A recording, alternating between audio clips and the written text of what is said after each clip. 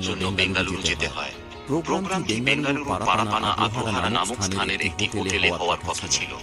নির্ধারিত সময়সূচি অনুযায়ী 29 তারিখে পূজা কলকাতা থেকে ফ্লাইট নিয়ে বেঙ্গালুরুর কেম্পাগোড়া আন্তর্জাতিক বিমানবন্দরে পৌঁছান এবং এখান থেকে একটি ওলা ট্যাক্সি বুক করে হোটেলে যান। যখন পূজা বিমানবন্দর থেকে হোটেলে যাচ্ছিলেন তখন ওলা ড্রাইভারের সাথে পূজার সামান্য কথা হয়। এই সময়ে ড্রাইভারের আচরণ পূজার ভালো লাগে এবং তারা কথা বলতে বলতে হোটেলে পৌঁছান।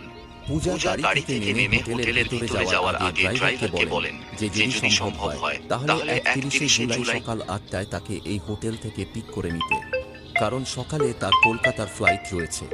1200 টাকায় চুক্তি হওয়ার পর ড্রাইভার সম্মতি দেয় এবং সেখান থেকে চলে যায়। এরপর 31শে জুলাই 4:45 মিনিটে পূজা তার স্বামীকে টেক্সট মেসেজের মাধ্যমে শুভরাত্রি জানান এবং জানান যে তিনি নির্ধারিত সময় কলকাতায় পৌঁছে যাবেন। পূজার